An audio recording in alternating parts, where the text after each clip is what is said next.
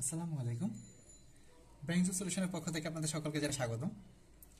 আজকে আমরা তথ্য প্রযুক্তি বই, যেটা ইন্টারমিডিয়েটের বই, সেখানকার ষষ্ঠ অধ্যায় ডাটাবেজ ম্যানেজমেন্ট অধ্যায়টি নিয়ে আলোচনা করব। আমরা ডাটাবেজ ম্যানেজমেন্ট অধ্যায়টাকে কয়েকটি ভাগে ভাগ করব। আজকে মূলত এর প্রথম পর্ব। তো প্রথম পর্বে প্রথমত আমরা যে বিষয়টা আলোচনা করবো সেটা হচ্ছে ডাটাবেজ ম্যানেজমেন্ট সিস্টেমটা আসলে কি। DB system, DBM, database management system. আর এটাই সবচাইতে এখন সর্বশেষ আরেকটা যে রূপ যেটা সেটা হচ্ছে আরডিবিএস, যেটাকে বলা হয় রিলেশনাল ডাটাবেজ ম্যানেজমেন্ট সিস্টেম। এর পরবর্তীতে সেটাকে আবার অনেকভাবে ভাগ করা হচ্ছে, দুইভাবে ভাগ করে স্ট্রাকচার, আনস্ট্রাকচার ডাটাবেজ। দেন স্ট্রাকচার ডাটাবেজ কি কি, আনস্ট্রাকচার ডাটাবেজ কি কি, সেগুলো নিয়ে আমরা আসবো। তো স্টেপ বাই স্টেপ আসি। প্রথমে ডাটাবেজ ম্যানেজমেন্ট সিস্টেমটা আসলে কি। তথ্য সংরক্ষণ করার কাজটি করে ডেটাবেজ, আর সেই ডেটাবেজকে ঠিকমতো পরিচালনা করার জন্য যে সফটওয়্যার, তাকে বলা হয় ডাটাবেজ ম্যানেজমেন্ট সিস্টেম। অর্থাৎ তথ্য সংরক্ষণ করে ডাটাবেজ, আমার একটা তথ্য যা আমি স্কুলে পড়ি সেটা রাখা হচ্ছে একটা ডাটাবেজের মধ্যে। সেই ডাটাবেজকে ঠিকমতো পরিচালনা করার জন্য দরকার হচ্ছে একটা সফটওয়্যার, যেখানে আমি ডাটাবেজটা যে কোনো সময় ডাটাটা আসলে নিতে পারতেছি। এরপরে যেটা দরকার হচ্ছে সেটা যে সিস্টেমের মাধ্যমে এটা আমি যখন ইচ্ছা তখন তৈরি করা বা রাখা বা আপডেট করা বা ডিলিট করা, সেই বিষয়গুলো যেটা করতেছে সেটা করতেছে একটা ডাটাবেজ ম্যানেজমেন্ট সিস্টেমের মাধ্যমে। তো এই যে টোটাল প্রসেসটা, সেই প্রসেসটাকে সাধারণত ক্রুড বলা হয়। Create, read, update, delete. সাধারণত একটা ডাটাবেজে সাধারণত এই চারটা কাজই করা হয়। একটি তথ্য নতুন করে ঢুকানো, তারপর সেটাকে রিড করা বা পড়া বা দেখা, তারপর সেটাকে আপডেট করা। অর্থাৎ আমার নাম হচ্ছে ধরেন সাপোজ রফিক আলম, তো রফিক আলমকে আমি চাচ্ছি রফিক চৌধুরী করার জন্য, তাই আপডেট করা। দেন হচ্ছে ডিলিট, না আমি চাচ্ছি না রফিক চৌধুরী নামে কেউ থাকুক, সেটাকে আমি সেই ব্যক্তিটাকে আমি আসলে আমার ডেটাবেস থেকে ফেলে দিতে চাচ্ছি, তখন ডিলিট করে ফেলা। এরপরে যে বিষয়টা আসি ডেটাবেজ ম্যানেজমেন্ট সিস্টেমের পর, তা হচ্ছে কম্পিউটার মেমোরি এবং ফাইল। কম্পিউটার প্রোগ্রাম যখন কোনো ডেটা নিয়ে কাজ করে, সেই ডেটা অস্থায়ী মেমোরিতে লোড করে থাকে, তারপর কাজ করে। আর এই অস্থায়ী মেমোরিকে বলা হয় র্যাম। তাহলে অস্থায়ী মেমোরি আমরা জানি যে র্যাম। তো র্যামে যে ডাটাটা থাকতেছে সেটা কিন্তু আসলে যখন আমরা সিস্টেমটা বন্ধ করে দিচ্ছি তখন সেটা চলে যাচ্ছে। তো সেটা যাতে না চলে যায় তার জন্য আমরা ডাটাবেজ ম্যানেজমেন্ট সিস্টেমের মাধ্যমে, কোনো একটা সফটওয়্যারের মাধ্যমে একটা ফাইলের মধ্যে গিয়ে সংরক্ষণ করি, যাতে পরবর্তীতে আমরা এই ফাইলটাকে রিড করতে পারি বা আপডেট করতে পারি বা যে কোনো ধরনের চেঞ্জ করতে পারি। এরপরে যেটা বিষয়টা আসতেছে সেটা হচ্ছে ডেটাবেজ। ডেটাবেজটা কি আসলে? ডেটাবেসটা আমরা এর আগে বলেছিলাম যে ক্রুড, অর্থাৎ নতুন তথ্য যোগ করা, প্রয়োজন মতো কোনো একটা তথ্য পরিবর্তন করা বা মুছে ফেলা, সেটা হচ্ছে আসলে কি ডেটাবেস। আর সেই ডেটাবেসকে সুষ্ঠুভাবে পরিচালনা করার জন্য কিছু প্রোগ্রাম বা সফটওয়্যার মিলে গঠিত হয় ডেটাবেস ম্যানেজমেন্ট সিস্টেম। আমাদের এই ডেটাবেস ম্যানেজমেন্ট সিস্টেম অধ্যায়টাতে ডেটাবেসকে আসলে দুইটি ভাগে ভাগ করে দেখানো হয়েছে, একটা হচ্ছে রিলেশনাল ডাটাবেস, একটা হচ্ছে নোএসকিউএল। রিলেশন ডাটাবেস হচ্ছে যার মধ্যে অবশ্যই ডেটাবেজের মধ্যে রিলেশন থাকবে, অর্থাৎ একটা ডেটাবেজের সাথে, একটা টেবিলের সাথে আরেকটা টেবিলের রিলেশনশিপ, একটা টেবিলের সাথে অনেকগুলো টেবিলের রিলেশনশিপ, সেটা আমরা একটু পরে আসতেছি। যাই হোক, তো রিলেশন ডেটাবেজের ধারণা আগের, তবে এখন এটি সবচেয়ে বেশি ব্যবহৃত এবং গুরুত্বপূর্ণ ডেটাবেস। আর নোএসকিউএল ডেটাবেস অপেক্ষাকৃত নতুন, বেশ কিছু ক্ষেত্রে বিশেষ করে ওয়েব ভিত্তিক বিভিন্ন অ্যাপ্লিকেশনের ব্যবহার দিন দিন বাড়ছে, তাই বিভিন্ন সীমাবদ্ধতার কারণে নোএসকিউএল সর্বক্ষেত্রে ব্যবহার করা সম্ভব হয় না। রিলেশনাল ডাটাবেস, রিলেশনাল ডাটাবেস ডেটাকে এক বা একাধিক টেবিলে সংরক্ষণ বা প্রকাশ করা হয়। কিছু কিছু টেবিলের মধ্যে অনেক সময় সম্পর্ক থাকতে পারে। যেমন ধরুন একটা স্কুলের মধ্যে এখানে স্টুডেন্ট আছে, এখানে টিচার আছে, এখানে স্টুডেন্টদের রেজাল্ট আছে। তো স্টুডেন্ট টিচার টেবিলে শুধুমাত্র টিচারের তথ্যগুলো থাকছে, স্টুডেন্ট টেবিলে শুধুমাত্র স্টুডেন্টের তথ্যগুলো থাকছে, আর রেজাল্ট টেবিলে স্টুডেন্টের রেজাল্টটা থাকছে। তো আমি চাচ্ছি যে কোনো নির্দিষ্ট একটি স্টুডেন্টের একটা রেজাল্ট দেখার জন্য, তখন আমি কিন্তু সেই স্টুডেন্টের রেজাল্টটাকে একসাথে দেখতে পারতেছি কোন একটা জয়েন্ট কুয়েরির মাধ্যমে বা ইউনিয়নের মাধ্যমে, যে কোনোভাবে আমি আসলে যে কোনো একটা প্রসিডিউর ইউজ করে আসলে মূলত আমি ডাটাটা দেখে নিতে পারছি। তো এটা আসলে রিলেশন ডাটাবেসের একটা পার্ট। তো রিলেশন ডাটাবেসের মধ্যে একটা অন্যতম একটা বিষয় থাকে, সেটা হচ্ছে আসলে ডাটার টাইপটা। আসলে বিভিন্ন ধরনের ডাটার টাইপ ইউজ করা হয়। তো তো ডাটা টাইপ বিভিন্ন ধরনের হতে পারে, ডাটা টাইপের টেক্সট হতে পারে, সেটা ইন্টিজার হতে পারে, সেটা ডেসিমাল টাইপের হতে পারে, বা ডেট হতে পারে। কেননা আমরা ধরেন ডেটাবেজের ক্ষেত্রে প্রত্যেকটা আমরা সাধারণত সি বা সি শার্প বা জাভা বা পাইথন যে কোনো প্রোগ্রামিং ল্যাঙ্গুয়েজে যেরকম আপনার আলাদা আলাদা ডাটা টাইপ থাকে, string, varchar, varchar two, different টাইপের, দেন একই রকম ভাবে আমাদের ডেটাবেজের ক্ষেত্রে কিন্তু সেম কিছু ডাটা টাইপ থেকে থাকে। যেমন একটু আগে বললাম যে টেক্সট, তারপর হচ্ছে ইন্টিজার, তারপর ডেসিমাল, ডেট। তো এগুলো বিভিন্ন টাইপের যে ডাটাগুলো আছে সেগুলোকে আসলে ডিফাইন করে দিচ্ছে যে আসলে এই ডাটাটা আসলে কি ধরনের। এবং নির্দিষ্ট ডাটা টাইপ আপনি যখন ডিফাইন করে দিবেন, আপনি সেখানে কিন্তু ভিন্ন ধরনের ডাটা যদি ইনসার্ট করতে চান সেটা কিন্তু সে দিবে না। সাপোজ আপনি একটি স্টুডেন্ট টেবিল আপনার একটা কমন একটা ফিল্ড হচ্ছে যে আপনার নেম একটা কলাম। এই নেম কলামে আপনি চাচ্ছেন যে রফিকুল আলমের রুল নাম্বারটা 3 বসানোর জন্য। তো আপনি যদি সেখানে 3 বসানোর চেষ্টা করেন, সে সেটা নিবে না।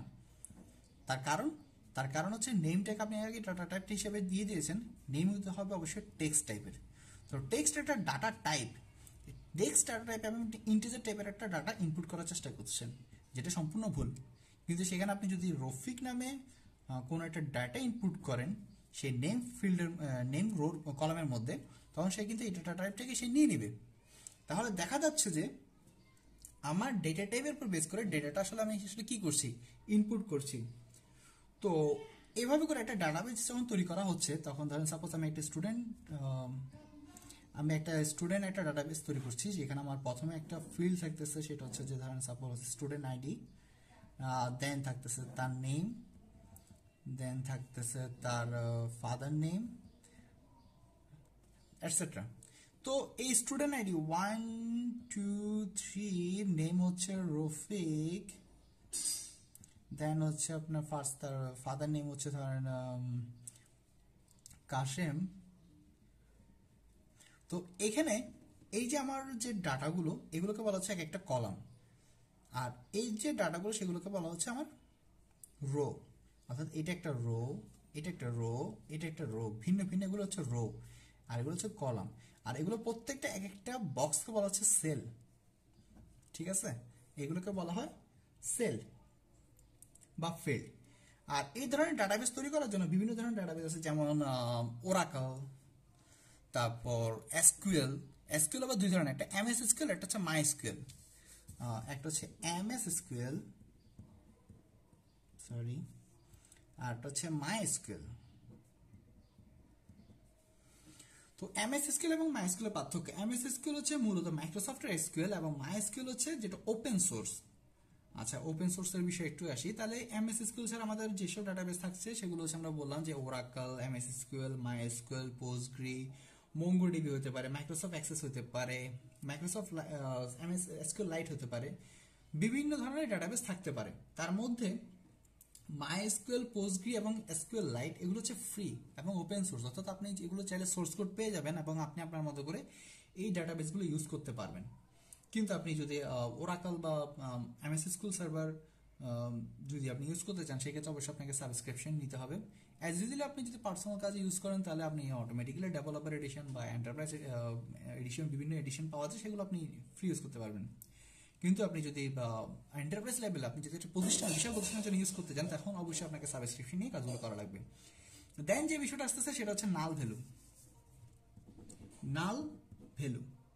নাল ভ্যালু বলতে বোঝায় কোনো একটা ফিল্ডে কোনো একটা ভ্যালু শব্দ না থাকা, মানে কোনো একটা মান না থাকে। সাপোজ ধরেন আপনি স্টুডেন্ট টেবিলের মধ্যে আপনি নেম, তার ফাদার নেম, সাপোজ তার ফাদার নেমের পরে তার এখানে আসলে তার ফোন নাম্বার। তো দেখা গেল যে রফিকের যে তার কোনো ফোন নাম্বার নেই সাপোজ। তো ফোন নাম্বার যেহেতু নেই, তখন আপনি কিন্তু এখানে ডাটাটাকে এখানে খালি জিরো বসাতে পারবেন না। তার ফোন নাম্বার নেই বেঁধে এটা জিরো হবে না, এখানে আপনাকে অবশ্যই নাল বসাতে হবে। নাল মানে হচ্ছে তার ফোন নাম্বারটা নেই। জিরো এবং নাল দুইটা ডিফারেন্ট জিনিস। জিরো কিন্তু একটা নির্দিষ্ট ভ্যালু ইন্ডিকেট করে, কিন্তু নাল ইন্ডিকেট করে যে না, এখানে কোনো ভ্যালুই নেই। তো নাল ভ্যালু এবং জিরোর ব্যাপারে একটু ক্লিয়ার থাকবেন। দেন আপনার ডাটাবেস ম্যানেজমেন্ট সিস্টেমের মধ্যে আরেকটা কনসেপ্ট হচ্ছে প্রাইমারি কি। অর্থাৎ আপনি যখন একটা টেবিল তৈরি করছেন, তখন এই টেবিলটাকে তৈরি করার সময় এই টেবিলটাকে একটা টেবিলের সাথে আরেকটা টেবিলের সাথে পরিচয় করা দেওয়ার পাশাপাশি এই টেবিলটার কোন একটা ডাটাকে নির্দিষ্টভাবে তুলে নিয়ে আসার জন্য আসলে একটা কি দরকার হয়, সেটাকে আমরা সাধারণত প্রাইমারি কি বলা হয়। প্রাইমারি কি হচ্ছে একটা টেবিলকে আসলে রিলেশনশিপ করার জন্য অন্যতম প্রধান হিসেবে কাজ করে থাকে। এছাড়াও অনেক সময় ধরেন আপনি এখানকার ফোন নাম্বার, তারপর হচ্ছে আপনার নেম, তারপর হচ্ছে ধরেন সাপোজ রোল নামে তার একটা আলাদা কলাম আছে। তো এই তিনটা ফিল্ডকে ধরে, এই তিনটা কলামকে ধরে আপনি একটা আলাদা কি তৈরি করতে পারেন, যেটাকে বলা হয় কম্পোজিট কি। অনেক সময় কম্পোজিট কিটা প্রাইমারি কি হিসেবে কাজ করে। আপনি একসাথে চাইলে এভাবে করে ডাটাগুলো নিয়ে আসতে পারেন। কেননা দেখা যাচ্ছে আপনি কিন্তু সাপোজ আপনি রফিক নাম দিয়ে একটা স্কুলে সার্চ দিচ্ছেন, একাধিক ব্যক্তির নামে কিন্তু রফিক হতে পারে।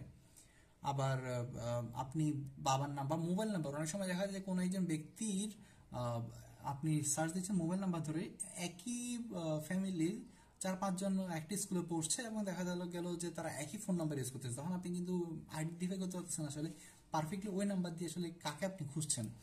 তো বিষয়টা হচ্ছে কি, আপনি এমন একটা ফিল্ডে একটা আপনার ফিল্ড লাগবে, একটা কলাম লাগছে যেটার দ্বারা আপনি একটি ডাটাকে নির্দিষ্টভাবে খুঁজে বের করতে পারেন। আর সেই জন্য আসলে আমরা এই প্রাইমারি কি বিষয়টা নিয়ে আসছি। এরপরে প্রাইমারি কির পর আমরা যে বিষয়টা নিয়ে আলোচনা করব সেটা হচ্ছে যে আপনার ডেটাবেসের যে রিলেশনটা। ডেটাবেসের মধ্যে বিভিন্ন ধরনের রিলেশন আছে, তার মধ্যে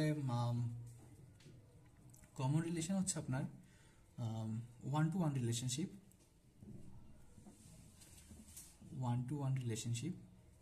দেন হচ্ছে আপনার ওয়ান টু মেনি রিলেশনশিপ,